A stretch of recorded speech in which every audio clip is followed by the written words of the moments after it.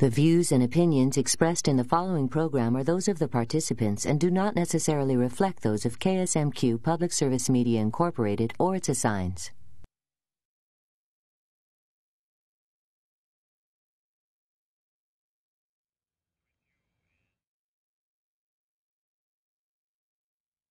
On January 12th of 2010, a catastrophic 7.0 earthquake shook the nation of Haiti. The earthquake took place only 16 miles away from Haiti's capital, the city of Port-au-Prince. The earthquake lasted 35 seconds and killed 288,000 people. International assistance poured into Haiti as quickly as it could. Tonight, we will talk with local healthcare providers that were able to help the people of Haiti.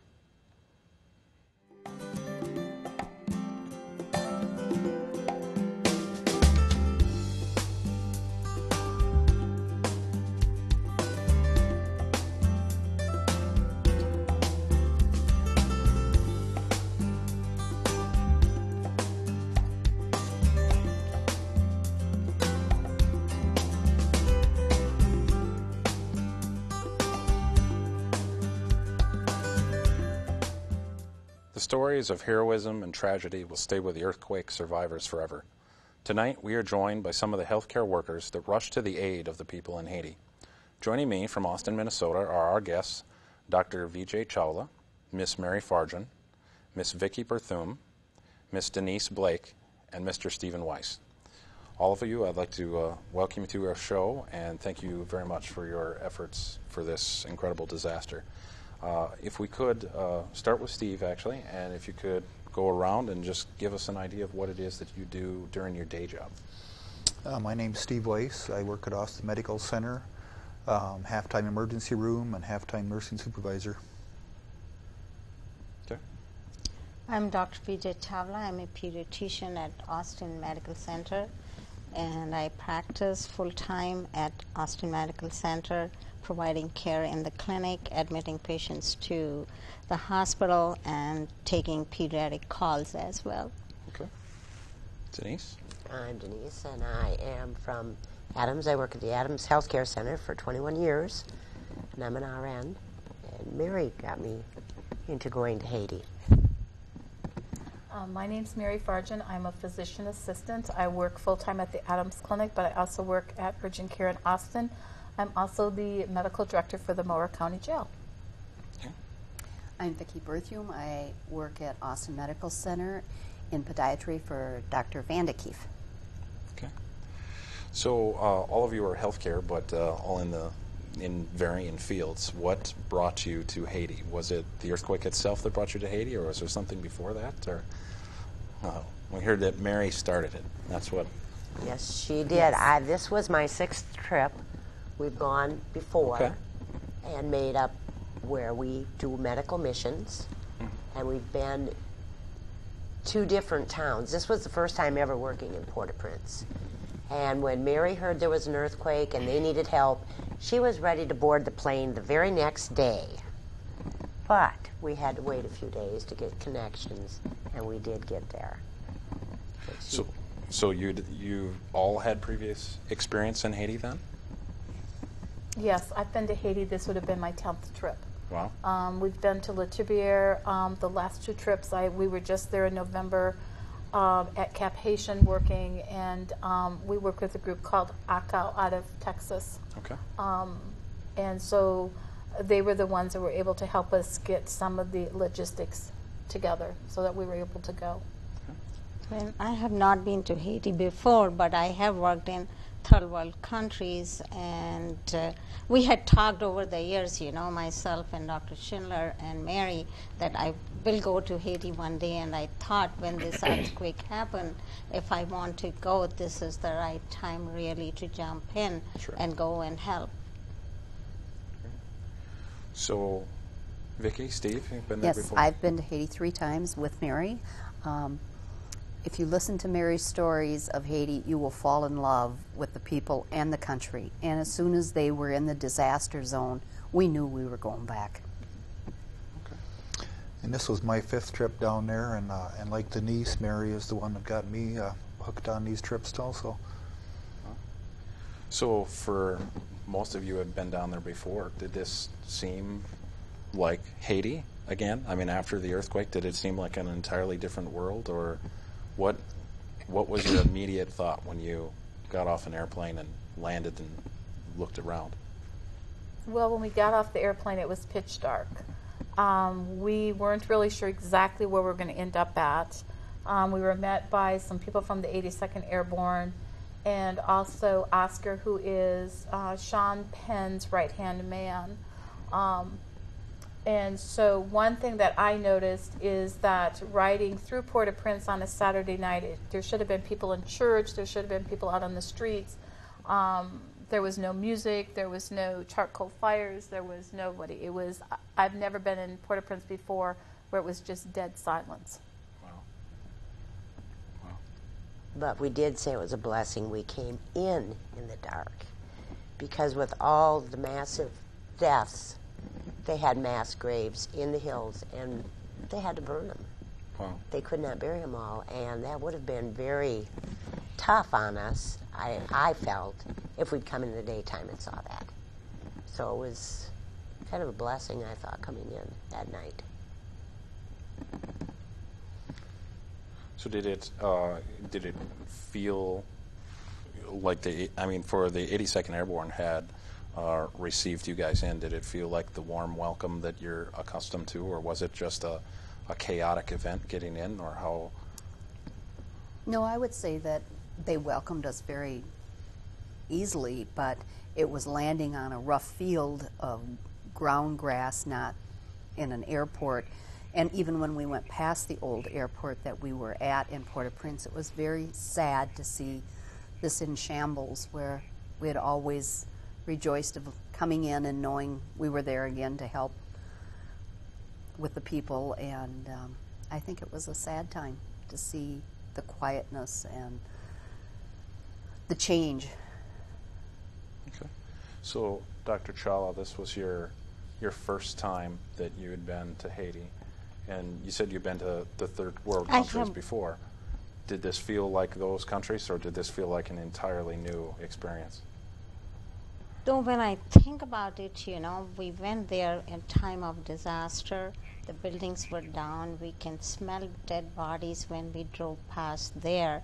But when I compare those camp cities, I have seen those in Africa.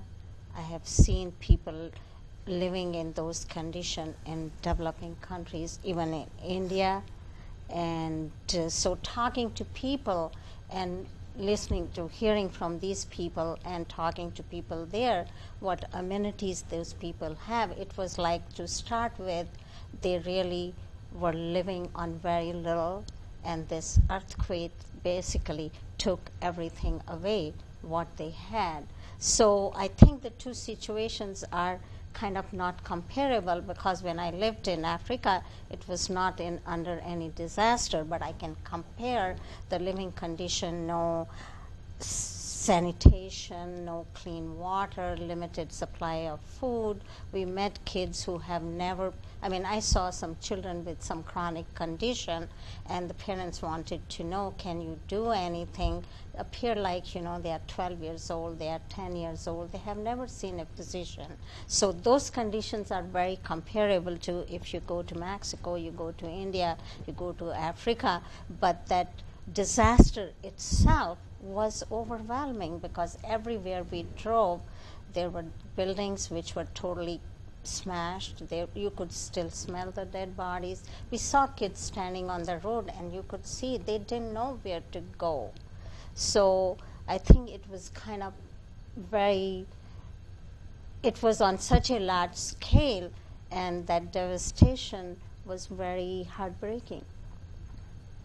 No, Stephen, you are an ER nurse, correct? Mm-hmm, correct. So you're probably the most familiar with immediate trauma events and those type of things. Did this strike you as another day in the ER, or was this really a different world? No, it was kind of a different world. We were there, 12 days, post the earthquake. So, what we were seeing, most of the traumatic stuff had already been sent to the hospital. We were seeing the, lingering wounds, the after effects. So with that, lots of blunt force trauma type of injuries, or what type of injuries were you seeing? Oh, you know, there was a lot of lacerations, healing, cuts, burns. The trauma types where they were crushed. Okay. We were seeing a lot of infected wounds too, lots and lots of wounds which were infected and needed antibiotic, needed change of dressings. Okay. A lot of anxiety. They were afraid to go back into their homes in case another quake would hit. So, I mean, they weren't able to sleep. So a lot of anxiety, and in the mourning process, we're losing a lot of families. Some of our interpreters lost 20, 30 people that were their relatives, and they were not even given really a chance to grieve because they knew they had to help us help the rest that were still living. So they were a wonderful bunch.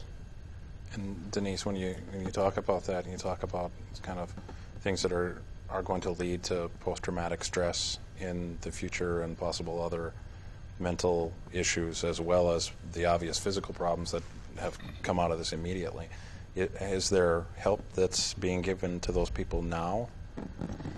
Not really, because there isn't funding, there isn't money for this. I mean, they're taking care of the physical beings, but we didn't see, well, there was a group from...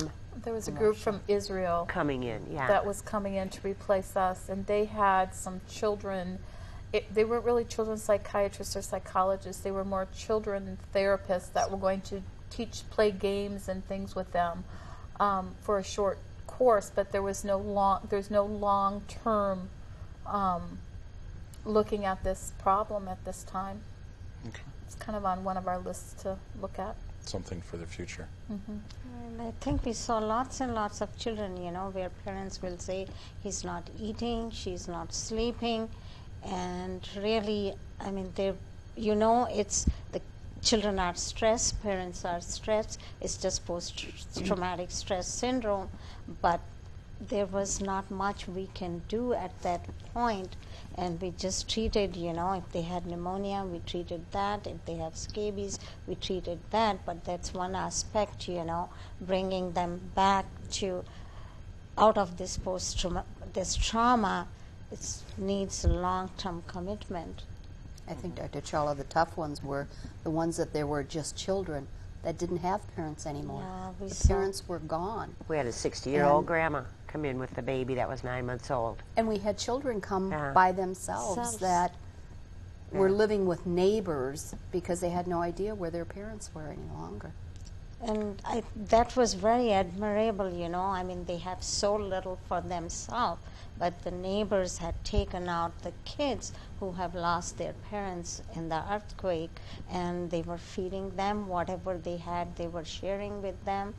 I mean, it was something. What I admired about those people is their generosity, and still everyone said thank you to us. They were so polite. And they were also, when they brought the kids, they had kept their kids so clean. They were, I mean, I just admired that every day we went out from morning till evening, that I admired their patience, their strength, and their willingness to kind of do whatever they can do to come out of this. So, Vicki, you said as the waiting children. in lines, they would wait hours to see the doctors. It was nothing for us to be there in the morning, and 3-4 hours they would be standing in line waiting to come up. So how many people would you see in these lines? I mean, are the lines... Our max, never ending. Never ending. Our max day was 510 patients. In one day? In one day. For all 5 of you? I think we had one Israeli physician with us. And one day we had paramedics were with us, and we had a physician from DMAT team one day.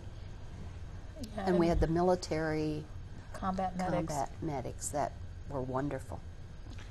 Basically, our group was about 12 to 15 people that would see these people. Yeah, counting our interpreters and. roughly Right. a dozen staff to see 500 Right. Yeah, and 10. and that's talking Right. pharmacy, wound, IV Wow. care, everything. So did it end up feel like anything that you've ever done here in the States? Did it, I mean, or was it just a MASH unit style trauma and diagnose and move? I think that those patients, from what I saw of our physicians treating them, they treated them as well as if they were sitting at the AMC clinic. Sure. For what we had and what they could give them. That was part of when we landed, was all the supplies we had. Many of them needed care, but they had no more dressings, they had no more pharmacy things, they had no more pain. We go to our cupboards and get an aspirin or a Tylenol or an ibuprofen. These people do not have anything like that. Even in their good times, with the length of time that Mary's went there, how many have any pain medication at all, Mary? Probably 0 to none. Now, Vicki, you mentioned the U.S. military, and it kind of brightens me a little bit. My brother's a field medic with the 157th in Iraq, and it was one of the things that he's always talked about is this, that they go everywhere and work on everyone. They do.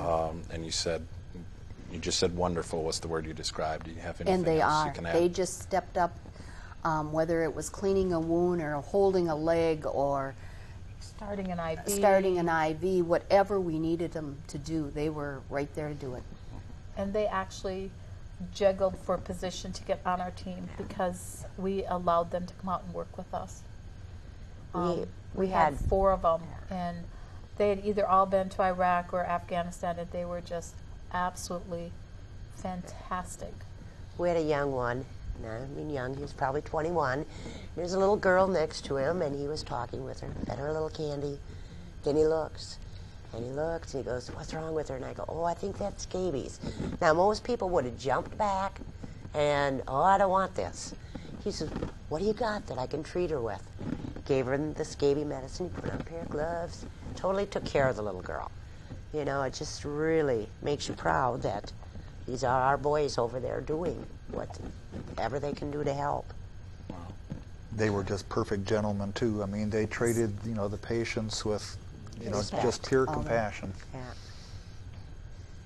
So, Steve, with the compassion of it, and you guys have all mentioned the military was there, Israeli doctors were there.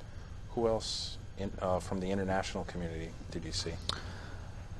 I guess what just totally impressed me was, and I'd be very proud to be an American, is that all the U.S. presence. Besides the military, there was food aid, and a tennis court right next to us. You saw Catholic Relief Services there helping. The U.S. presence was just huge.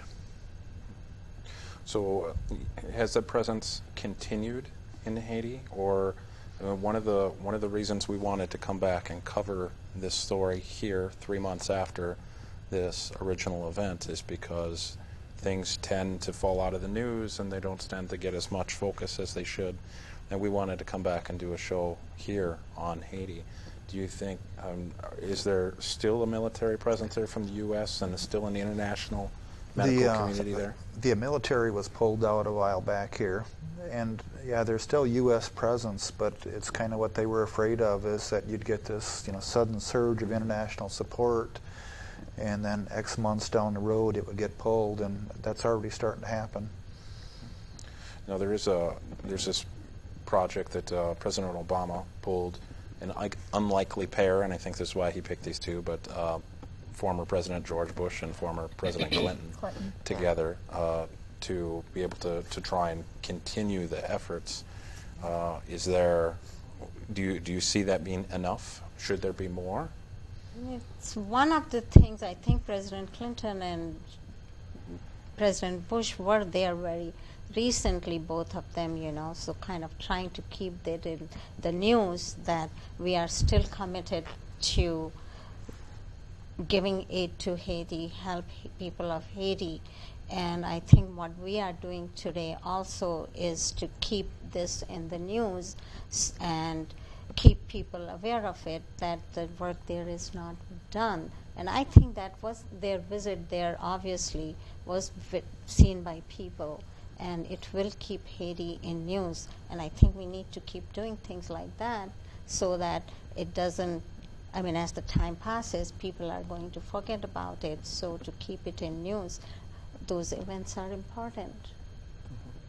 So, Mary, you said you've been going to Haiti for a decade, and they've had little, and now they have less. Mm-hmm.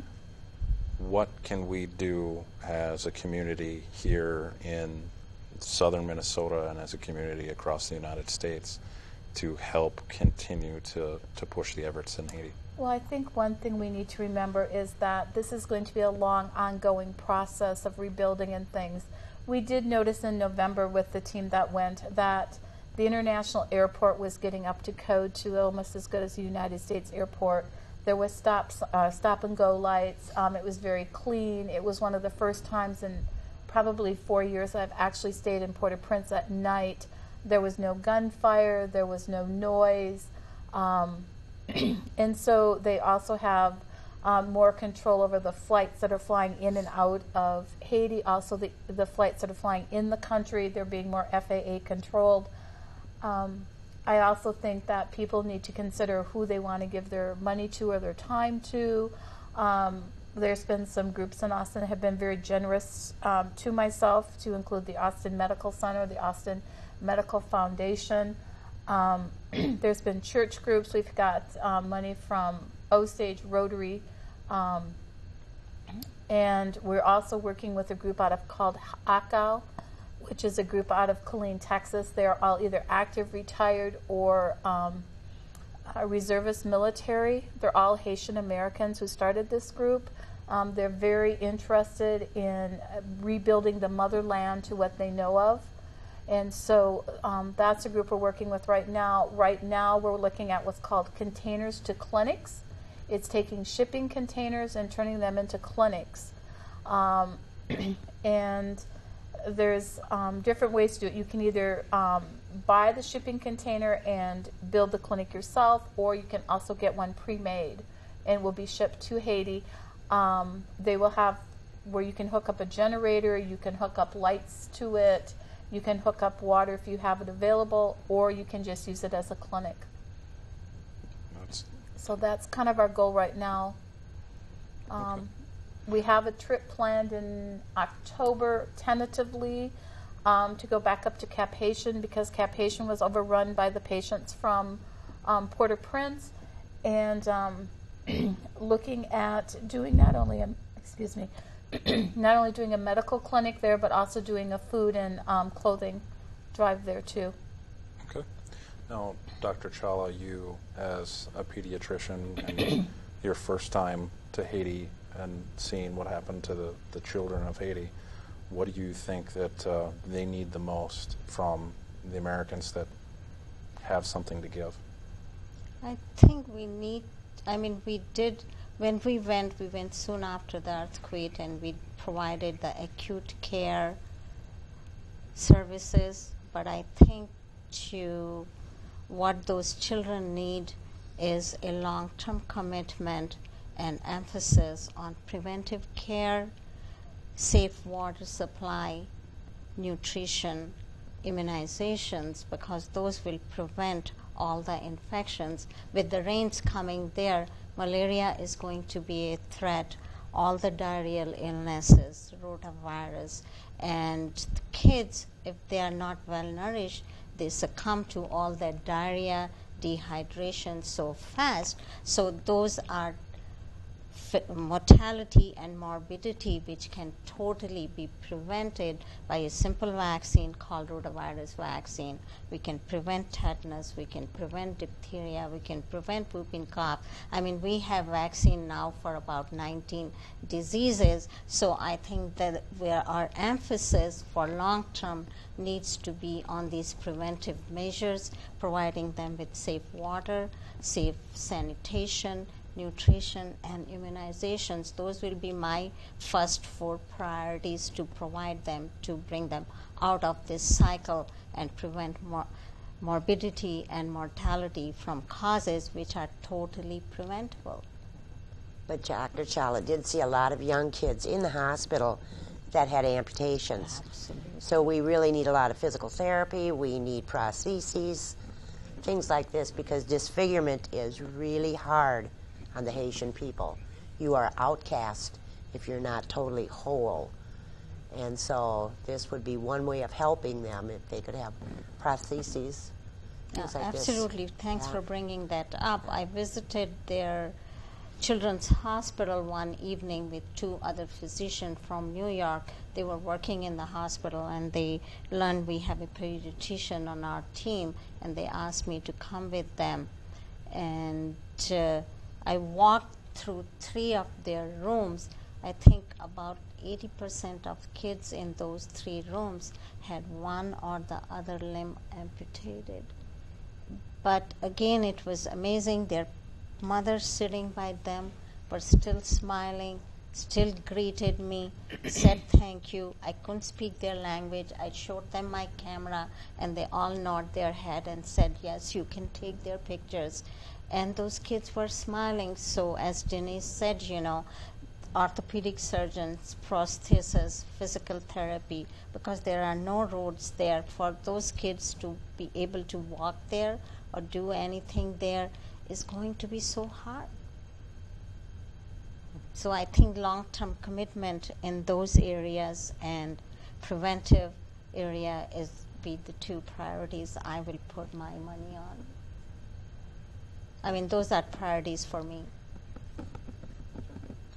Well, we are coming to the end of our time here, and I have to say for all of you very much, thank you very much for the time and personal effort that you have put into this. I know that it can be just as stressful on you as caregivers as it is for the people of Haiti. Maybe not just as stressful, but pretty stressful. But I do very much thank you all, and thank you for coming on a show.